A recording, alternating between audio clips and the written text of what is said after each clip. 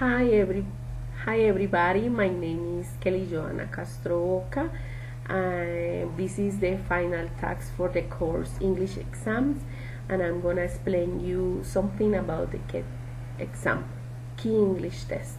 I'm gonna answer some questions about it. The question number 1 is, what is the purpose of the exam? This is the easiest of the Cambridge exams. It is useful to prove the ability of the student to use English to communicate in simple situations. Question number 2. What kind of people can take this exam? It is for people who have the basic level of English and need the language to work, to study, or to travel. Question number 3.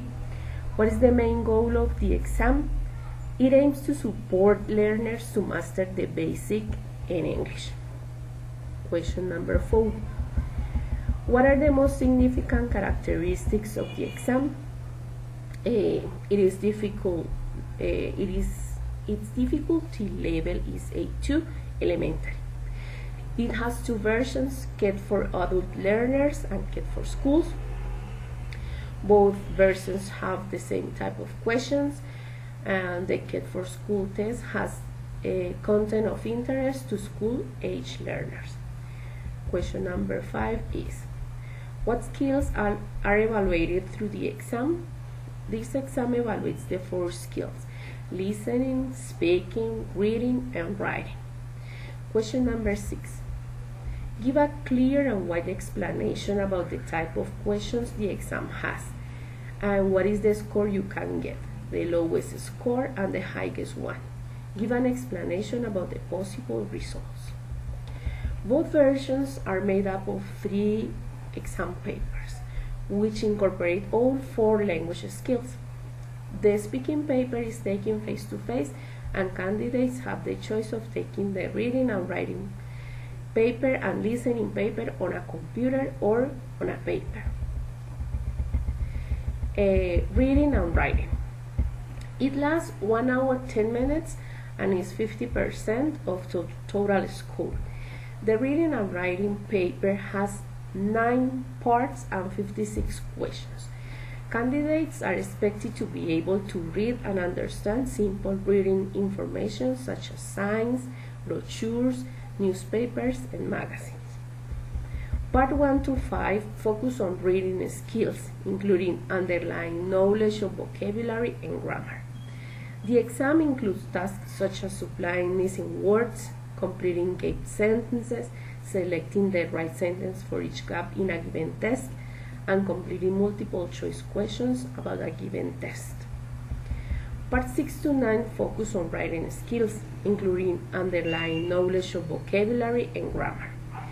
The exam includes tasks such as providing a word to match a definition, supplying words to complete spaces in a test, using information in a test to complete a document, and writing a short message of 25 to 30 words. Listening.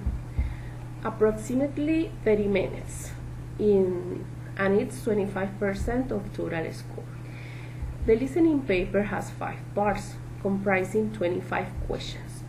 Candidates are expected to understand spoken material in both informal and neutral settings, a range or everyday topics when spoken reasonably slowly.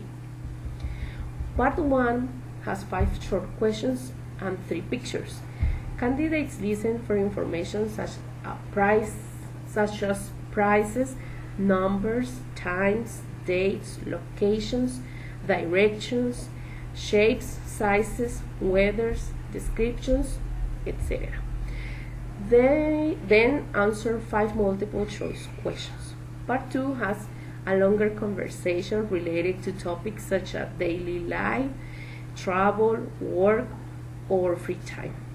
Candidates identify simple factual information in the conversation and match together 2 lists of words. Example, names of people and the food they like to eat. Part 3 has another conversation. Candidates listen for information in the conversation and answer 5 multiple choice questions. Part 4 has a recording of a conversation between two people. Candidates write down information from the conversation to complete a message or notes. Part 5 has a recording of one person speaking.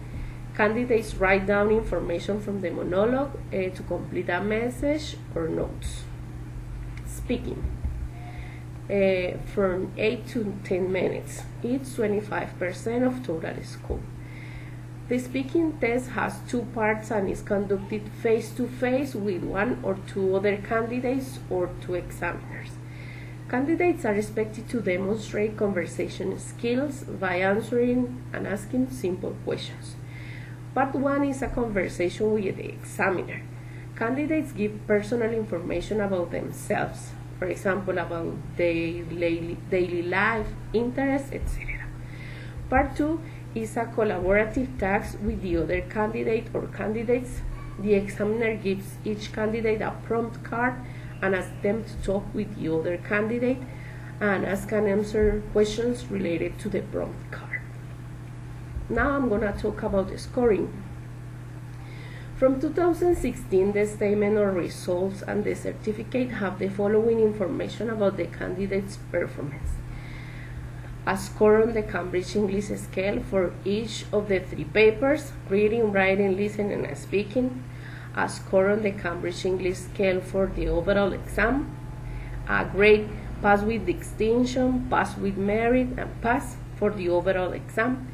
A CEFR level for the overall exam. Cambridge English Keys target at CEFR level A2, but also provides reliable assessment at the level above A2, level B1, and the level below, level A1. The candidate's overall score is averaged from the individual score for each paper: reading, writing, listening, and speaking. This score, you can watch this score on the table, which is on the Word paper. I'm gonna read about it. It's pass with distinction from 140 to 150 points, which is B1.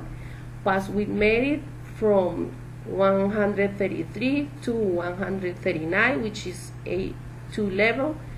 Pass 120 and 132, A2 level. And CEFR level A1, which is from 100 to 119, which is a level A1. Scores are reported between 100 and 119. Candidates who achieve a score in this range will not receive the Ket English test certificate, but their score will be shown on their statement of results. Thank you for your attention. Goodbye.